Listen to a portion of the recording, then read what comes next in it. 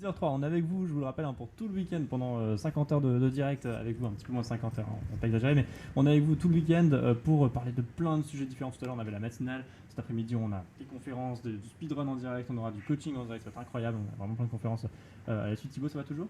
Ah oui, oui, maintenant ça va mieux, hein. Plus réveillé Ça y est, on est plus par rapport réveillés. à Oui, avant. la matinale nous a réveillés, tout à fait. Et on n'est plus tout seul sur ce plateau, puisqu'on a Henri de Random Bazar qui s'est rejoint. Salut Henri. Bonjour. Ça va? Très bien, ça va. C'est super plaisir de t'avoir sur ce plateau. Alors, tu vas nous parler aujourd'hui du jeu vidéo à contrôleur alternatif, c'est ça? Oui, tout à fait. Eh bien, écoute, on a hâte d'écouter ça. On va te mettre ton PowerPoint et Oui. c'est à toi de jouer du coup. Oui, bah voilà, ça va être une présentation de qu'est-ce que c'est le jeu vidéo et surtout qu'est-ce que c'est le jeu vidéo alternatif. Je vais faire une présentation, comment expliquer je vais commencer par faire les bases. On sait ce que c'est le jeu vidéo, je vais en parler brièvement. Et moi, je vais parler en fait souvent un peu du carcan.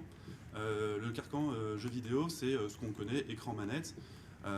Et donc, qu'est-ce que c'est en fait Je vais juste le définir un peu sur 3 points, le hardware, la diffusion, les contrôleurs. Mais voilà, je vais vraiment en parler très brièvement pour après parler justement comment sortir justement de ce carcan, comment s'amuser et comment après, qu'est-ce que ça donne comme type de nouvelle création jeux vidéo en fait. Ouais. Donc, le hardware, je pense que la communauté de Global Game Jam le connaît un peu. Enfin, je fais vraiment une liste très, très rapide. La PlayStation, la Xbox, l'ordinateur. Enfin, tout ça, c'est les moyens, en fait, justement, pour pouvoir jouer à un jeu vidéo. Et le point commun qu'on fait par rapport à ça, nous, Random Bazar, c'est que c'est une forme d'industrialisation. Ce sont des consoliers qui fabriquent ces consoles et après les développeurs vont pouvoir développer dessus. Donc voilà, on a ces contrôleurs, ces écrans et ces manettes dits conventionnels. Bon, après on peut faire, si on est joueur de jeux vidéo et qu'on a l'habitude, on peut dire qu'il y a des choses, des nouvelles alternatives qui existent, la VR, tout ce qui est en arcade aussi. L'arcade en fait connaît aussi beaucoup d'expérimentation en termes de contrôleurs. Et aussi Nintendo que je place des fois sur des curseurs un peu précurseurs, mais quand même après ça va être dans une logique de vendre ces contrôleurs et après généralement le développeur pourra pas en sortir de ça. La diffusion, voilà, hormis les CD, les cartouches qu'on a connues, maintenant aujourd'hui ça va être principalement la diffusion dématérialisée. Donc voilà, on a un jeu vidéo maintenant qu'on peut télécharger, qu'on va avoir sur notre PC, sur notre console assez rapidement. Et en plus, après, donc, les contrôleurs dont j'ai déjà parlé, les manettes, les joysticks, les souris, les Wiimotes, les sticks dont j'ai parlé. Donc voilà, comme je l'ai dit, c'est conçu par des consoliers. Les développeurs en fait vont être dépendants de leur technologie, vont pas pouvoir s'émanciper sur ces points-là, sur ces aspects physiques. Mais bon, en tout cas, ils pourront se concentrer sur d'autres créations qui vont être vraiment dans le jeu. Voilà, c'est pas faire non plus le tribunal du jeu vidéo classique, etc. Mais dire que voilà, nous on le voit un peu comme ça avec Random Bazar. Et donc, Kezako, le jeu vidéo à contrôle alternatif. Voilà, la norme, c'est développer un jeu sur une manette commercialisée aujourd'hui. Et aujourd'hui, le risque en fait, de faire un contrôle alternatif, ce serait plutôt le développeur qui peut en fait, développer un jeu, mais en même temps construire sa propre manette en conséquence. En fait. Se dire qu'il peut avoir une expérience en fait, avec un contrôleur dédié à son jeu. Et donc c'est là en fait où pour nous ça part un peu sur du contrôle alternatif. Donc c'est le développeur, s'il est en game jam, s'amuser avec un maker, quelqu'un qui fabrique, un menuisier, un électricien, voilà, réfléchir à plein de choses autour du jeu, autour du physique, ce genre de choses. Donc voilà, souvent nous on aime bien l'appeler jeu vidéo artisanal. Parfois, il y a un petit côté aussi, c'est fait main, on expérimente ces nouvelles choses. C'est pas forcément propre comme une console, comme une manette, mais en tout cas, ça a le mérite d'exister. Et puis on peut s'amuser à créer un peu du jeu vidéo alternatif. Donc justement, comment s'amuser à sortir du carcan. Donc j'aime bien prendre cette phrase que j'ai récupérée un peu sur Wikipédia. Jouer à un jeu vidéo, qu'est-ce donc La phrase, c'est un joueur de jeu vidéo dispose de périphériques. Donc ça va être quoi? Ça va être les interfaces, les manettes, grosso modo pour un développeur les inputs, pour après agir sur un ordinateur. Donc là, on va parler de console ou si on est plus ancien, de calculateur, d'Arduino, et après percevoir donc les conséquences de ces actes sur un environnement dédié. Donc ça va être quoi? Ça va être l'écran, ça va être l'audio. Pour un développeur, lui, ça va être les outputs. Et donc à partir de là, je vais m'amuser à présenter justement des jeux sur chaque point en fait. Donc en faisant un zoom sur les inputs, les interfaces et contrôleurs. Après, je vais faire un zoom sur des créations qui ont été faites avec des ordinateurs, des consoles, qui vont être considérées comme des consoles à part entière. Et après, faire un zoom sur les outputs, les écrans, voire même scénographie, en fait. On peut penser à ce genre de choses. Donc moi, je vais tirer en fait des créations d'un site internet qui s'appelle Shake That Button, qui a été créé par Pierre Corbinet, qui a fait auparavant aussi Où je vis Pau, je ne sais pas si vous connaissez, qui sont en fait, il avait retracé en fait pendant une dizaine d'années plein de jeux de création de game jam et il s'était amusé justement à les commenter, à écrire même des articles dessus, voire faire des poèmes dessus. Et c'était plein de petits jeux de game jams ou des jeux de moins de 5 minutes et qui référençaient sur un site internet qui s'appelait Où je vis Pau, à l'instar de Oulipo qui est l'ouvreur littérature potentiel. Et donc il a fait à peu près la même chose avec Shake That Button. Il a référencé un peu le maximum de jeux dits à contrôleur alternatif selon nous un peu. Et donc j'ai tiré justement ces jeux de ce site. Donc c'est parti. Donc on va se concentrer d'abord sur, donc, comme je disais, les interfaces, les inputs. Et le premier jeu, par exemple, là, que je vais présenter, donc l'allumeur de réverbère, dans son jeu, en fait, est pensé de cette façon. On a des planchettes de bois, orange, on a une webcam, et on a un mur blanc avec projection. Donc on peut dire que c'est un peu l'analyse de ce jeu. Si on doit le résumer à quelque chose, c'est ça. Donc là, les inputs, en fait, ça va être les planchettes de bois avec la webcam. Donc on va avoir un jeu où la webcam va détecter justement ces planchettes. Et sur lequel, après, après pour l'output, ça va être une projection dite classique, avec un écran classique. Et donc la question, c'est qu'est-ce qu'on peut créer avec ça? Qu'est-ce qu'on peut imaginer? Et donc avec l'allumeur de réverbère, les créateurs ont fait ce jeu sur lequel un personnage autonome est sur une île, coincé sur une île, doit aller sur une autre île, sur laquelle il y a des réverbères à allumer, et il a l'incapacité, et nous, en tant que joueurs, on n'a pas de contrôleur classique. Et si on n'a pas de contrôleur classique, comment on fait? Je viens de l'exposer un peu avant, les planchettes de bois, la webcam, et ça donne en fait justement, on construit des ponts dessus. Et, effectivement, ça libère vraiment la créativité parce qu'on a l'habitude d'être vraiment bridé dans ce côté manette.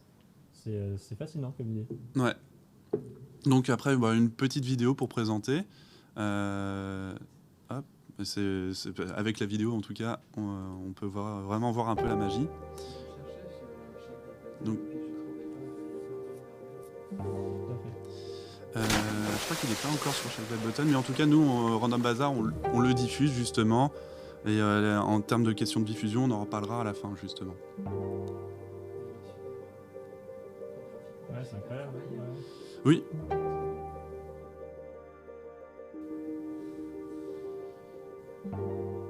Donc voilà, donc ça c'est le trailer. Et après donc là c'est moi qui fais une présentation un peu technique. Donc là on peut me voir un peu en accéléré comment ça fonctionne. Donc avant c'était le trailer qui permettait de présenter, de faire de la com. Ouais.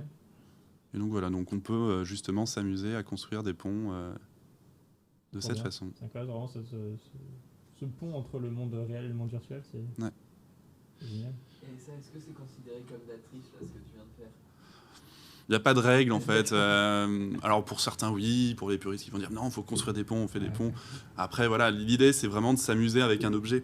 Comme après il y a des speedruns avec glitch ou pas, après c'est accepté, ça dépend des règles qu'on se fixe, mais Voilà, l'idée c'est vraiment après le présenter dans des centres culturels, dans des médiathèques, et ça fonctionne très bien, aussi bien avec les petits qu'avec les grands pour cette installation. Donc voilà, ça, là c'est pour la partie présentation technique. Donc voilà, donc ça c'est un premier exemple, l'allumeur de réverbère. C'est déjà fascinant hein, comme exemple. Ouais, bon, j'ai commencé assez quali. Après, on va partir sur des choses un peu plus roots. Moi j'ai quand même juste une question pour ce jeu parce que donc, il faut mettre une webcam et un vidéo proche, c'est a priori plutôt facile effectivement à mettre en place. Est-ce que la période de configuration est complexe parce que j'imagine qu'il faut calibrer la webcam pour qu'elle soit au bon endroit, etc. Ouais. Alors la partie technique de cette installation, je vais essayer de montrer comme ça. Donc on a la webcam, en fait ici elle est placée vraiment pile au-dessus du vidéoprojecteur. Ouais. La caméra, elle ils ont créé un logiciel maison un peu avec OpenCV, on le voit ici. Alors moi je suis pas développeur, hein, je recrache un peu ce que j'ai compris. Et donc après on fait une zone de sélection sur laquelle en fait on va détecter la couleur orange. La couleur orange est relativement rare, le plus rare reste le vert. Mais voilà, pour une question d'esthétique aussi dans le jeu, ça a été le orange qui a été choisi. Et donc après tout simplement on clique sur la couleur qu'on veut, orange. Normalement ici c'est orange, bon là ça ne l'est pas sur la vidéo. Et puis on va gérer les blobs, le nombre de carrés, de pixels. On va gérer comment la simplification, si ça va être dans les détails, tout en jouant un peu sur la carte graphique pour pas qu'elle soit trop sollicitée aussi. Ouais. Ok. Donc voilà, et ça demande, voilà, si c'est par exemple là ce jeu, en fait il est assez contraignant parce que si on a une lumière du soleil, ça peut jouer sur la lumière en fait de la couleur orange, et donc ça change carrément, ça change les contraintes techniques. Donc voilà, mais ça c'est une installation qui se présente vraiment dans une black box ou white room. Donc voilà. C'est top, effectivement ça a l'air quand même relativement facile à configurer, donc c'est cool.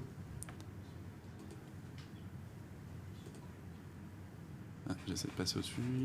Voilà. Cette fois-ci, un peu plus roots.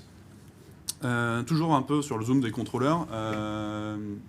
People of the Moon. Cette fois-ci, on a 2 chaises sur balançoire. On a 2 leviers. Et on a des capteurs de distance également. Et un écran assez classique. Et donc, avec ces informations, en fait, ça nous donne vraiment une installation qui est complètement roots. Des chaises de jardin sur lesquelles on s'assoit. On a une balançoire en plein milieu. L'écran qui doit être en face, j'imagine.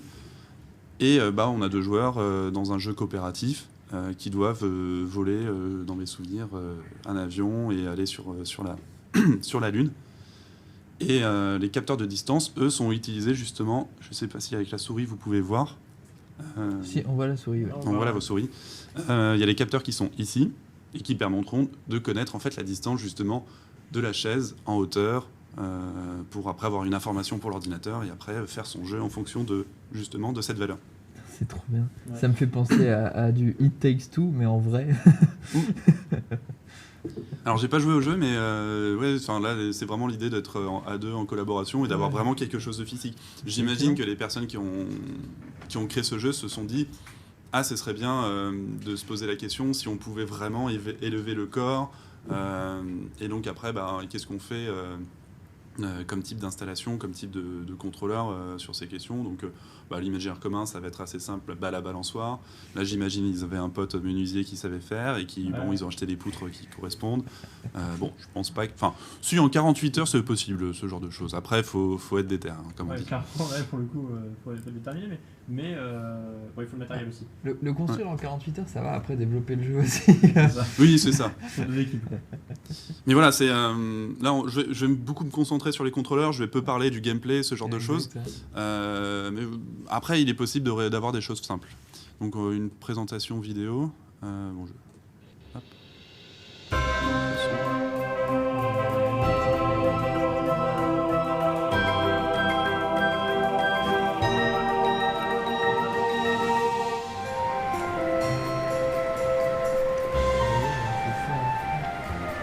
Alors, j'ai jamais joué au jeu. assez chouette. J'imagine on peut retrouver un côté flower. Et ils ont les deux leviers dont j'ai parlé tout à l'heure.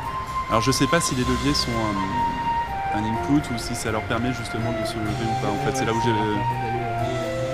potentiellement. Mais après, je sais pas avec leur levier si c'est contraire de part et autre, s'il y a des contraintes de force.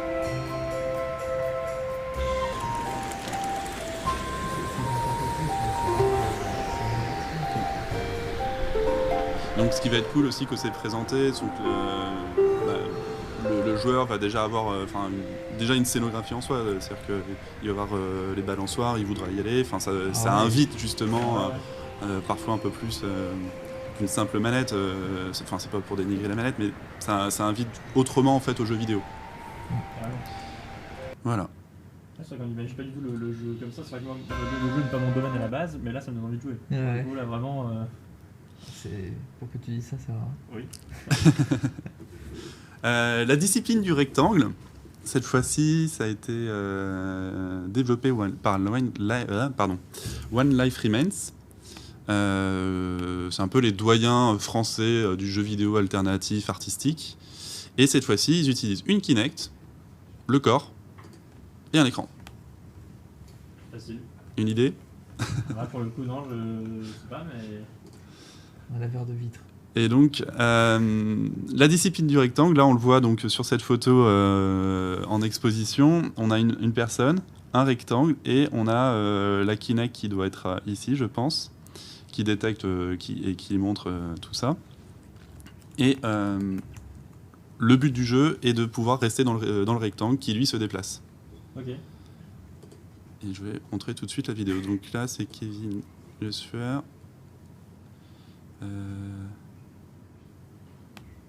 Et donc c'est un peu leur POC. Incroyable. C'est les twisters modernes. C'est ça, j'allais dire, ouais, c'est vraiment twist, ouais, c'est ça.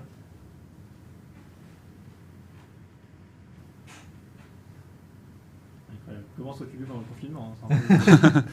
Alors il a été créé en 2015-2016. Ok. Ouais, je pense que c'est un bon jeu pour s'occuper. Voire même plus tôt, je crois. Donc voilà, donc l'objectif étant de suivre le rectangle sans jamais toucher les bords. Voilà, le gameplay est très simple et après ça peut donner vraiment des contorsions assez rigolotes. Ah, elle a touché. Voilà. Ouais. Incroyable. Donc voilà, donc ça, là, ce qui est bien avec celui-ci, c'est que c'est très simple. Il y a juste la Kinect à utiliser, un espace. Et après, let's go pour coder. Carrément, ouais. Là, on peut se concentrer plus sur le code si on n'a pas l'habitude de fabriquer. Donc, comme quoi, il est quand même possible de faire un petit peu des contrôleurs alternatifs. Alors, là, oui, la Kinect, elle est connue, etc. Mais je trouve que... ça montre aussi que la Kinect, en fait, est encore utilisée aussi dans le milieu un peu art numérique aussi. Ouais. Jeux vidéo, beaucoup moins. Mais parce qu'ils font vraiment jeux vidéo art numérique, One Life Remains, et ils sont amusés à récupérer aussi justement la Kinect. Bon, je triche un peu en disant que c'est du contrôleur alternatif, je l'admets. C'est une méthode de jeu alternative en tout cas, ça c'est... Bon, il y a plein de jeux où justement il faut bouger avec le corps, mais voilà, il avait le mérite, je trouve, d'être présenté. Tout à fait, non, c'est inspirant. Je trouve que la Kinect est vite oubliée par les joueurs de jeux vidéo. C'est vrai. Donc on a parlé tout à l'heure d'un joueur de jeu dispose des périphériques. Maintenant on va se concentrer pour agir sur l'ordinateur ou la console. En fait ça va être plus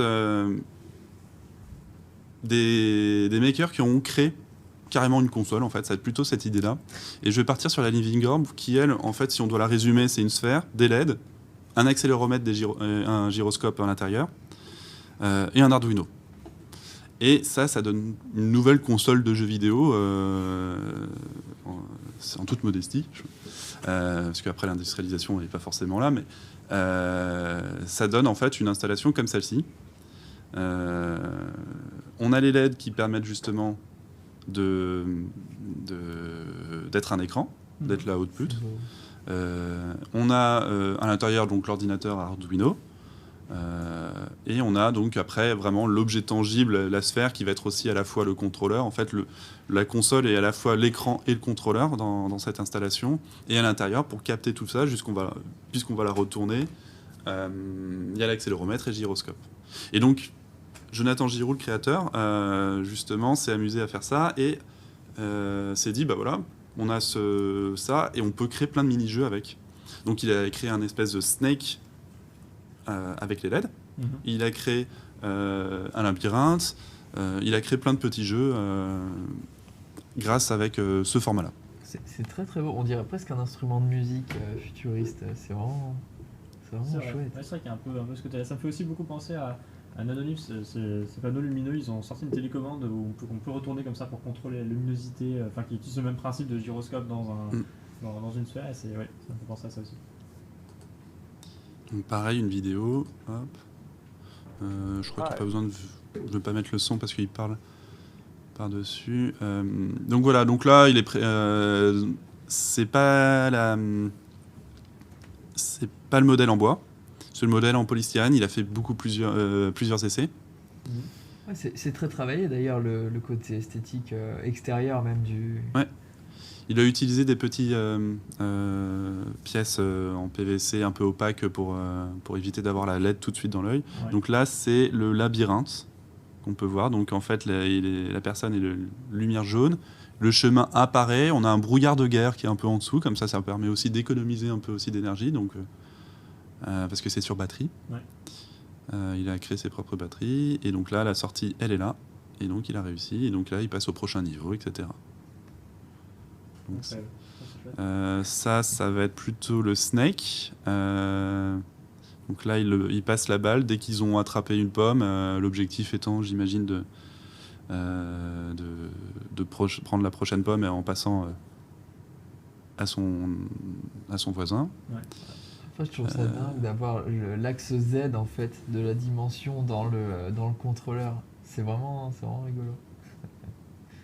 Ouais. Parce que ça fait écran et manette. C'est énorme. C'est fou. Comment est-ce qu'il lance les différents jeux qu'il a avec le Arduino, je crois que c'est un Arduino Zigbee. Enfin, je vais pas trop m'avancer, mais il est en Wi-Fi avec son smartphone. Ok. Et c'est trop bien. Ouais, il y a une interface sur le téléphone. Voilà. Il peut même débugger un peu avec son smartphone si besoin. Excellent. Pour faire un reset, quoi. Donc voilà, donc là après il présente, c'est Jonathan qui est là, qui présente le code, je sais plus dans quel cadre, c'est No Play This, qui est un festival en Angleterre. Et donc voilà, après il avait même créé le simulateur. Ouais, c'était particulièrement dans le concept. L'objectif, lui, c'était vraiment de pouvoir vraiment avoir le concept tout sur GitHub et le présenter dans les Fab Labs. Okay. Et que même les Fab Labs puissent après se réapproprier justement de cette installation. Excellent. Voilà. C'était le Living Orb. Pareil, Yojun, qui est aussi une console. J'ai cliqué tout de suite sur la vidéo. Hop, tiens, tu peux faire CTRL F5. Ouais. Comme ça reste plus confort. CTRL F5. Ouais, non, attends, je crois que ça marche. Après, il faut cliquer sur Slideshow, sur mettre. Ouais. Alors, attends, je vais juste descendre sur la... Désolé pour le problème technique. Et on est à la couille ici sur ce plateau. Voilà. Bon, vous avez la solution déjà. Dommage. Et slideshow, voilà. Ouais. Yojun, maintenant que vous avez vu, c'est une table, 12 boutons, l'écran est à l'horizontale et ça donne justement, surprise, ça. Les gars, ils se sont dit, Mamatus, qui est le collectif qui a créé ce jeu, Mamatus, se sont dit que ça peut être vraiment chouette d'avoir une table sur laquelle un peu comme un comptoir, et on peut être à plusieurs et jouer à des jeux vidéo. Donc ils ont fait ce format-là, à hauteur, je sais pas, 1 mètre, 80 cm de hauteur la table, des boutons, un seul bouton par personne, et donc avoir des idées de jeu justement autour du One Button Game à 12 avec cet écran table console. Donc on va juste cliquer sur la vidéo qui va nous... Hop, tac. Ça va venir, je pense. Ouais, c'est Vimeo, c'est un peu long. Bon, je vais essayer comme ça. Donc là, c'est le premier prototype sur cette vidéo. Et donc on peut voir que les gens, en fait, ils appuient sur les boutons ici, tac, tac. Et là, le jeu, là je vais parler un peu de gameplay. Ça va être 2 équipes qui s'affrontent et une zone d'occupation à avoir au milieu. Il faut rester le plus longtemps pour gagner justement la partie. Et donc l'idée c'est d'avoir aussi d'autres jeux. Donc après ils ont fait Constellation, qu'il faut envoyer des fusées sur des étoiles, et donc réfléchir vraiment à plein de mini-jeux. Ils sont encore en conception sur d'autres nouveaux gameplays, mais l'idée voilà c'est on a cette console, cette table console et on développe et puis voilà. Excellent. On a envie de l'avoir chez soi un peu cette table. Elle est grande hein. Ouais mais oui bon, un grand appartement mais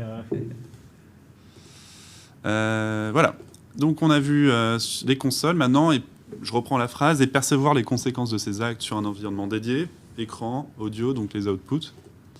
Les environnements dédiés, ça peut être donc l'écran, ça peut être aussi la scénographie, et donc on va voir ça tout de suite. Adsono, qui est donc un jeu par Tatiana Villela dos Santos. Cette fois-ci, on a 10 boutons et du scratch. Donc, qu'est-ce que ça peut donner, 10 boutons et du scratch? C'est un peu la question. Et donc, ça donne en fait des boutons qu'on met sur le corps, qui sont disposés justement sur ça, et on va jouer tel un twister. Donc les outputs sont un peu nouveaux, mais l'output aussi, donc les écrans vont être aussi sur le corps. C'est-à-dire qu'on a un peu des LED, de la lumière sur les corps.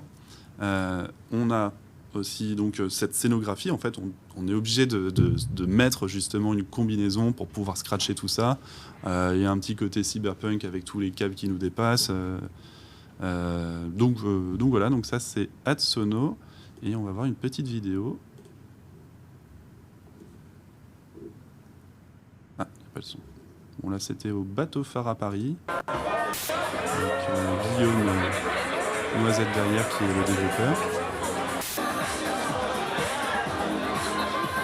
Donc là, on peut voir que les gens, selon le gameplay, il faut appuyer la lumière allumée et rester appuyé. Donc ça donne des contorsions, des positions un peu bizarres, vraiment à la Twister, mais cette fois-ci sur le corps de quelqu'un.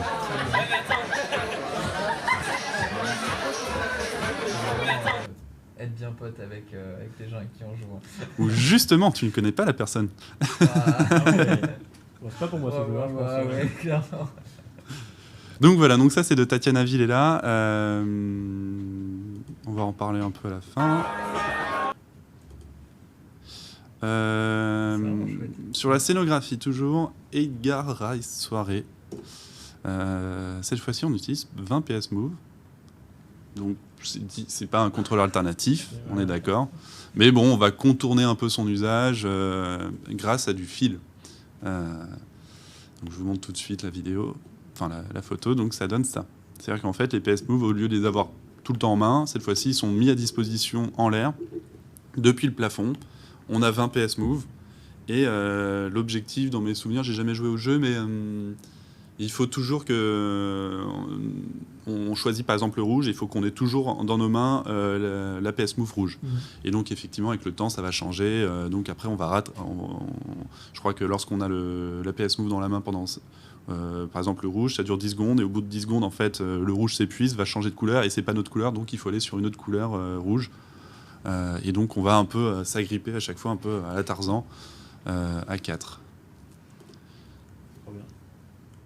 Donc voilà, nous on le considère avec Random Bazar un peu comme un contrôleur alternatif, même si ça ne l'est pas techniquement, mais c'est détourné, c'est la scénographie qui importe en fait par rapport à ça, et même la façon de jouer finalement autour du contrôleur, en fait la façon de jouer autour du contrôleur est différente. Je sais pas combien de temps.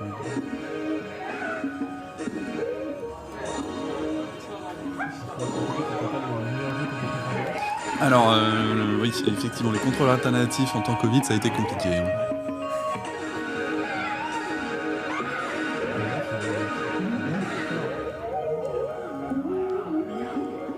Donc voilà, ça donne un peu une scénographie comme celle-ci. On a vraiment des lumières suspendu. Voilà. Hop là.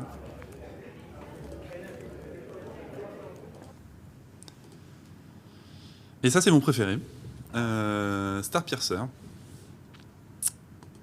On a des manettes classiques. On a des souris. Enfin, une seule, je crois. On a un écran classique. Qu'est-ce qu'on a de plus, en fait, pour que ça soit vraiment... Enfin, nous, qu'on le considère un peu comme contrôleur alternatif, en fait, c'est un caddie. Ah oui, C'est pas mal. c'est original, là, pour le coup. Alors, paix à son âme à Caddy, l'entreprise qui a déposé bilan en Alsace. Mais voilà, donc en fait, on a un caddie et ça donne ça. On a un vaisseau spatial, justement, donc, qui a été créé pendant une game jam Zoo Machine en 2017-2016. Donc c'est justement la Zoo Machine, j'en parle un peu comme ça, un festival justement de game jam, mais vraiment l'idée c'est vraiment de pousser le jeu vidéo un peu plus loin et souvent ça va vers du contrôle alternatif, comme celui-ci. C'est trop bien, ils lui ont mis un V6 qui sort du capot. Oui, c'est vrai que j'ai jamais fait ça avec ça. Et comment ça se joue en fait? On a un vaisseau, on a un caddie, vous avez une idée ou pas? Alors ça... Je vous prends deux cours là. Roulant, pitié, ça sera trop bien. Alors non, on n'est pas sur un tapis roulant. Alors l'espace était très grand, la Zoo Machine, donc en fait le caddie, on peut y aller, on peut courir. Okay. Et je vais vous montrer tout de suite une vidéo.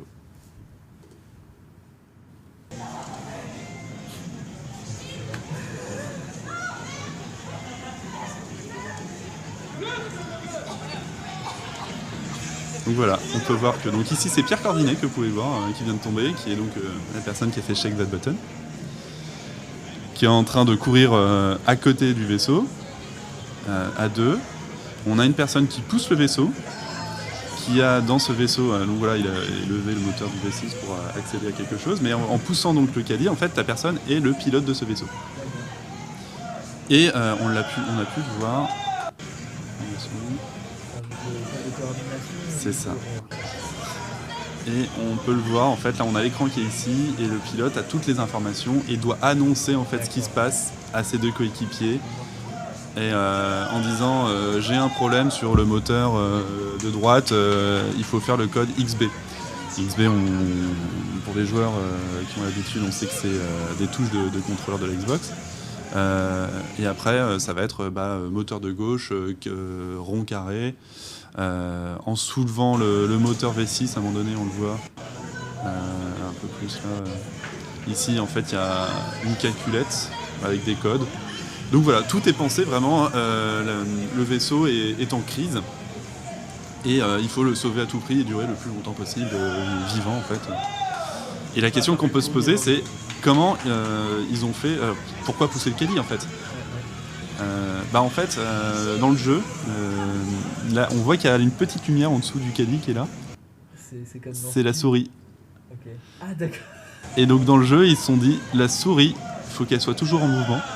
Et si elle s'arrête, on a perdu.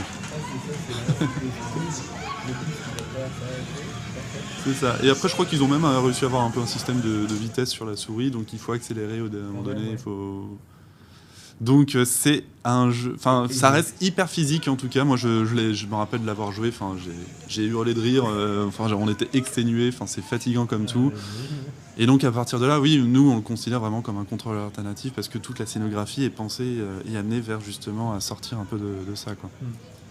On n'a pas forcément besoin d'utiliser des contrôleurs alternatifs, mais la manière dont on les utilise en fait qui importe effectivement. Exactement. Ouais, c'est super intéressant.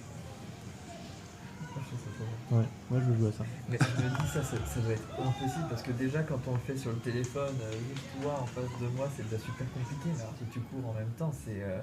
alors c'est toute la question de coopération, comment on se donne les informations, est-ce qu'il faut crier, ouais, ça pose pas mal de questions de jeu et d'interaction. Je sais pas quelle heure il est. Il est 38, on a 38, encore 10 minutes. Ouais. Et on va passer à la suite. Donc là, je vais arrêter de présenter, je vais expliquer voilà, pourquoi faire en fait, justement. Donc là, on a vu que c'est rigolo, c'est sympa. Mais il y a quand même des petits enjeux qui sont intéressants en plus. justement, c'est dans les game jams, si on fait ça, c'est s'amuser à prototyper un peu autrement. Donc on va pas se concentrer sur uniquement l'écran qu'on a l'habitude. On va essayer de sortir justement, de réfléchir un peu comment on peut autour du contrôleur s'amuser aussi autour du contrôleur en fait. C'est là où moi je trouve ça hyper intéressant dans le jeu vidéo, c'est-à-dire que il n'y a pas que ce qui se passe à l'écran qui peut être intéressant, c'est une nouvelle façon de bouger aussi, une nouvelle façon de se dire d'appréhender aussi un objet. De être parfois un peu plus immersif aussi, c'est-à-dire qu'on peut imaginer tout un décor, par exemple pour la lumière de réverbère, on rentre dans une black box, on est dans le noir, donc voilà, sortir du game design un peu industriel, c'est-à-dire que on sent, dans les game jams souvent c'est aussi ça, on y va, il y a des méthodes, mais des fois on peut casser un peu les méthodes, on peut court-circuiter, j'imagine. Et c'est la même chose avec le contrôleur alternatif, et d'autant plus que si on veut faire un jeu, je sais pas, avec une porte, cette fois-ci on peut prendre vraiment une porte. Voilà, on prend une porte et on essaye de jouer autour de la porte à un jeu vidéo. Et j'en ai déjà vu, et on pourra en parler si on a le temps à la fin, un jeu vidéo avec une porte que j'ai adoré aussi. Carrément, si on a le temps. Revenir donc sur des productions parfois plus humaines, c'est aussi le principe des game jams, de pouvoir se réunir. Et cette fois-ci, c'est un peu sur l'objet, en fait. On va être autour d'un objet, sur sa production et aussi dans le jeu. Et après, fabriquer, construire, pas forcément que illustrer, animer ou développer, pour ceux qui veulent vraiment s'essayer. Je dis pas que c'est simple, mais voilà, ça a le mérite de se lancer. Donc l'idée, c'est de retrouver un jeu vidéo physique, de se retrouver autour d'un objet, qui parfois donc objet, qui peut être unique, qu'on va s'approprier, qui peut être tactile. Penser à une scénographie, voilà, ça je le dis, je le répète là. Voilà, c'est un peu une phrase que j'ai marquée, le numérique au service un peu de l'expérience physique cette fois-ci. Donc, c'est des expériences qu'on peut pas en fait retrouver avec les jeux vidéo en fait déjà. Donc, s'amuser justement à créer autre chose, on sort un peu du carcan, c'est rendre vraiment protéiforme en fait le jeu vidéo, c'est lui donner des nouvelles formes vraiment. Donc des nouvelles créations par conséquent. Et dans le cadre de game jam ou même de prototypage, c'est croiser les acteurs en fait et les disciplines. C'est-à-dire que les développeurs vont rencontrer finalement un maker, un menuisier, un électricien. Il va dire toi tu veux qu'on appuie sur le bouton, mais en même temps sur ce bouton, quand il y a 40 personnes qui appuient dessus et qu'il y a des gamins qui sont des vrais forcenés dessus, et ils vont le casser. Donc en fait ce bouton là c'est pas trop possible. Donc ils vont après pousser des limites. Donc peut-être le développeur faudra penser autrement, ou le concepteur. Les boutons, ça peut être aussi des chorégraphes, des plasticiens, enfin voilà, on peut imaginer vraiment plein de croisements, et des initiatives existent justement sur des game jams ou des hackathons sur ces questions-là. Donc Random Bazar, ce que je fais partie de Random Bazar, donc, que j'ai cofondé. Qu'est-ce qu'on fait? En fait, nous, c'est vraiment diffuser ce genre de jeux vidéo. Vu qu'on ne peut pas le diffuser donc, sur des plateformes classiques, on va le diffuser autre part. Donc pourquoi déjà dans un premier temps? Nous, parce que on aime bien, on veut proposer ce jeu vidéo autrement, sous une autre forme de jeu vidéo. Donc on va le diffuser, le faire connaître au plus grand public. Déjà le faire connaître aussi au public de développeurs, de communauté de Game Jam aussi, c'est déjà bien. Et aussi même dans les médiathèques, on le fait, quoi. Donc justement, pour qui vu qu'on ne peut pas aller vers les particuliers, parce que aller, comme tu disais, avoir ça dans son salon... oui, c'est compliqué, ça prend la place. C'est compliqué. Il faut avoir un grand salon pour le caddie, c'est compliqué. Et parfois, ça va être cher aussi, si on veut l'acheter, ce genre de choses. Donc, on va taper sur des cœurs de cible autres qui vont avoir leurs usagers, qui vont avoir leurs spectateurs. Et donc, ça va être les centres culturels, les médiathèques. Ça peut être aussi des festivals de musique, de plein d'autres choses. Ou les entreprises, parfois, lorsqu'ils ont des soirées et qui veulent de l'animation autour du jeu vidéo. C'est des team building, en fait. Petit building ou soirée. Des fois, ça arrive qu'ils ont leur propre soirée. Ils veulent avoir des animations jeux. Mais effectivement. Et donc après, les logiques vont être un peu différentes justement par rapport à du dématérialisé. Donc on va avoir des logiques, deux types de logiques, qui vont être des logiques d'œuvres d'art plastique. Donc on a un objet, et l'idée c'est de le diffuser dans des centres d'art, dans des centres culturels. Donc on va partir sur l'exposition. On va partir avec de la médiation culturelle, avec des gens qui vont accompagner justement le joueur, ou enfin le spectateur ou l'usager, le public dans un musée par exemple, à voilà, comment ça se joue. Alors il y a des jeux, intrinsèquement, ils peuvent vraiment... on comprend tout de suite ce qu'il faut faire. Il y a des jeux où il faut accompagner un peu plus. Mais même pour des joueurs, en fait, ça a beau être des jeux vidéo, pour moi, il y a des fois où on ne comprend pas. Donc on a besoin de quand même qu'ils nous accompagnent, parce qu'en fait, on ne comprend pas pourquoi. Parce que ça va pas être une manette. Une manette, on a l'habitude de... on sait que le bouton A, quand on est joueur, ça va être pour sauter, généralement. B, ça va être pour les dashs. Le joystick, c'est pour se déplacer. Là, vu qu'on casse quand même pas mal de code, souvent, c'est se dire... même si j'essaie de faire quelque chose de simple avec une chaise, etc., est-ce que la personne va comprendre, par exemple, le levier, c'est pour monter, tout à fait, ouais. Ou est-ce qu'il va comprendre avec la lumière de réverbère qu'il faut vraiment poser les capes là. Donc on peut imaginer des tutos en amont, mais voilà, ça va même être partie, comme un jeu vidéo, de la scénographie du jeu, etc. Et après, une logique aussi un peu plus événementielle. Cette fois-ci, on ramène ça à un événement, sur des festivals. On va vraiment animer. Les deux se valent, hein, c'est-à-dire que ça va être du transport, ça va être du montage, du démontage, de la présentation. Et ça va être souvent des présentations temporaires. Il existe quelques musées un peu permanents, notamment à Berlin, qui s'appelle le Game Science Center. Mais je crois qu'il a fermé à cause du Covid. Et ils avaient vraiment cette initiative de présenter vraiment clairement du jeu vidéo à contre-alternatif. Okay, donc c'était une initiative privée. Et je pense qu'avec le Covid, ça a dû arrêter. C'est un peu complexe. Comme tu disais tout à l'heure, hein, effectivement, c'est souvent des boutons sur lesquels on appuie tous en même temps, des choses comme ça. Donc c'est un peu compliqué dans le cadre du Covid, ce genre de pratique. Donc voilà. Et donc pour aller plus loin, là, un peu une liste de références justement de contrôleurs alternatifs. Donc Shake That Button dont j'ai parlé, donc qui référence toutes les créations par Pierre Corbinet. Tatiana Villela dos Santos, qui selon moi en fait est un peu la référence artiste du contrôleur alternatif. Elle fait beaucoup de créations, elle donne des cours autour de ça aussi auprès d'écoles. D'ingénieurs aussi, de jeux vidéo, mais aussi autour des secondaires et des sixièmes, des collèges. Donc voilà, ce qu'elle fait. Donc Make Bird, c'est son collectif avec lequel elle avait créé Atsono à l'époque, et maintenant elle fait beaucoup plus de créations seule ou en partenariat avec Olivier Drouet. Et donc elle travaille vraiment cette question du contrôleur alternatif, voire même du jeu vidéo, ou de tout simplement comment jouer autrement. Eniarov et Antonin Fourneau, en fait, Eniarov, c'est un festival de jeux et de fêtes foraines à la fois, et on peut lire à l'envers, en fait, Eniarov foraine, si on les lit bien à l'envers. Effectivement, ouais, ça marche. Et donc, c'était un de ses projets. Il est plasticien. Il a fait les Beaux-Arts à Aix-en-Provence, si je ne me trompe pas. Et c'était dans le cadre de fin d'études. Il avait organisé en fait un festival autour du jeu, et il a pris vraiment la thématique de la fête foraine. Parce que les fêtes foraines sont connues à l'époque vraiment pour montrer un peu des nouveautés. Et c'est un peu grâce à la fête foraine, par exemple, qu'on a un peu le cinéma de masse aujourd'hui, parce que c'est eux qui sont accaparés en premier, voilà 100 ans, le cinéma.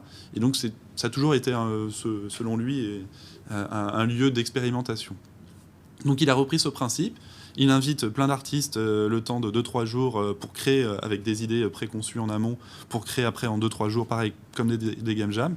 Mais avec l'objectif, il faut que ça soit vraiment un peu où tout le monde s'aide entre eux. Et si ça casse au bout de 48 heures, au bout de 24 heures, c'est pas bien grave, puisque ça fait partie vraiment du festival. Et après, une fois qu'ils ont fini leur création, c'est présenté pendant 3-4 jours en festival, avec tout public, Et donc c'est vraiment des chouettes moments.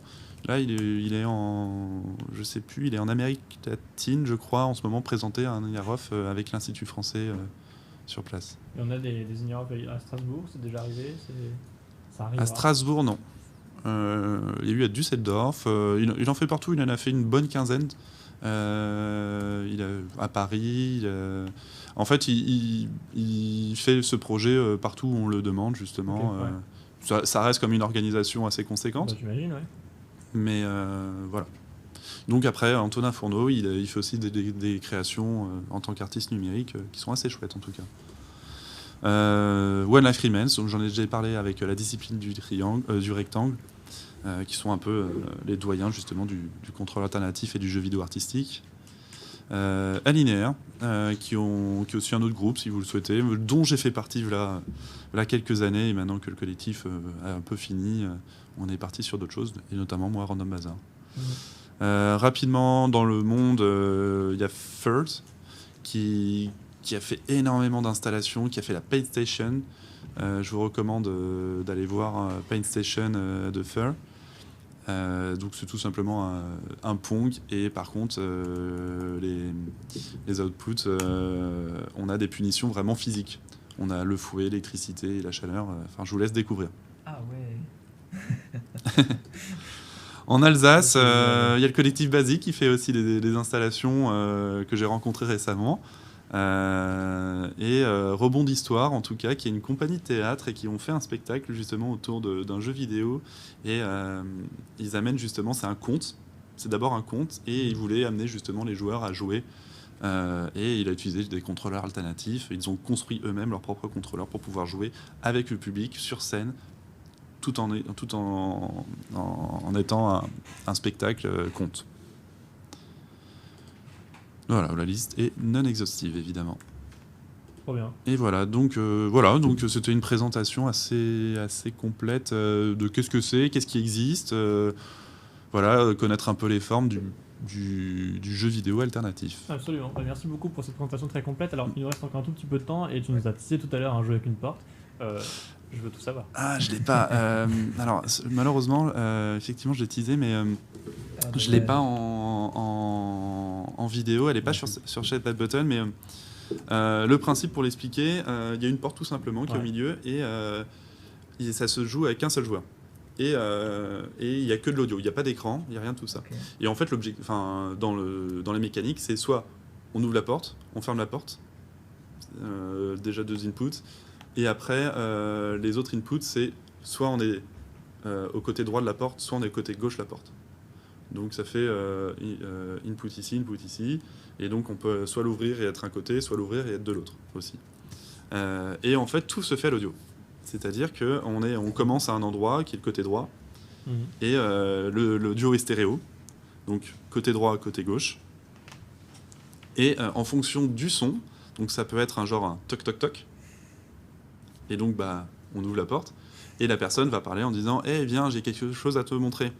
Donc, qu'est-ce qu'on fait ? Soit on y va, soit on reste sur place. Donc si on y va et qu'on ferme la porte, théoriquement dans le jeu, on est bon, on passe au prochain niveau. Et cette fois-ci, c'est, je sais pas, toc toc toc. Donc on ouvre la porte, mais cette fois-ci dans l'autre sens. J'ai tapé dans le micro. Et ça va être, par exemple, un chat, on entend le ronronnement, et qui va rentrer. Et donc cette fois-ci, l'objectif, c'est de rester du côté de la porte, mais de la fermer, et de pas d'aller de l'autre côté. Et donc ça va être plein de scénarios comme ça, audio, qu'il faudra identifier. À un moment donné, moi, où j'ai perdu bêtement sur... on est derrière la porte, et là, il n'y a pas de son pour le moment. Et on sent un son derrière nous, un espèce de grôlement, et on commence à comprendre que c'est un espèce de dinosaure. Et donc, il faut très vite ouvrir la porte et fermer la porte. Et aller de l'autre côté et fermer la porte. Voilà. Okay. Donc, malheureusement, je ne l'ai pas en vidéo, elle n'existe pas, mais ça a été vraiment une chouette expérience. J'imagine, clairement. Et que je conseille. Donc voilà, ça donne plein de choses comme ça. C'est super inspirant. Donc effectivement, le contrôleur alternatif, on l'a vu, c'est soit des méthodes de contrôle qui sont effectivement complètement disruptives, soit effectivement utiliser ce qu'on connaît, donc des manettes, des souris, des choses comme ça, et l'utiliser dans un autre contexte, dans un autre mode. Et ça, c'est super chouette, effectivement, c'est super inspirant. Il y a des choses qui sont faisables en 48 heures, d'autres un peu moins. Il y a des choses qui sont faisables dans un petit espace, d'autres beaucoup moins. Mais effectivement, c'est très inspirant. On voit qu'il y a plein de possibilités. Je sais pas, Thibaut, si tu voulais réagir. Oh là, je sais pas quoi dire spécialement là-dessus. J'ai plus sur l'instant T, sur les trucs. Tout à fait. C'était super impressionnant, super intéressant. Moi, j'ai bien aimé. Ouais. Vraiment, le caddie là où on doit réfléchir en speed, courir en même temps, celui-là ça m'intéresse. En plus en tournant évidemment parce que t'as pas une surface. Ça va bien le tourner à la fin de la partie, non, très clairement. Effectivement. Non, c'est trop chouette. Cool. Ce jeu-là est incroyable. Merci beaucoup pour cette présentation. Merci de votre accueil. Mais de rien. Donc Random Bazaar, le lien, tu l'avais mis tout à l'heure, je crois. Ouais, je le remets. On le remettra évidemment sur Discord, comme ça vous pourrez aller faire un tour. Est-ce que vous avez des événements, des choses qui arrivent là prochainement? J'ai des présentations de l'allumeur de réverbère dans le Grand Est. On a des expos qui vont tomber. On travaille parfois avec le Festival européen du film fantastique. Mais bon, là, c'est un peu la reprise avec la 5e vague qui est un peu compliquée. On a eu quelques annulations. Ouais. Je suis à un festival d'art numérique au mois de mars à Amiens qui s'appelle le Safran Numérique. Et donc, je vais présenter justement des installations comme celle-ci au grand public. Trop bien. Merci beaucoup pour tout ça. On met tous les liens évidemment sur Discord et dans le chat du Twitch. Merci beaucoup d'être venu.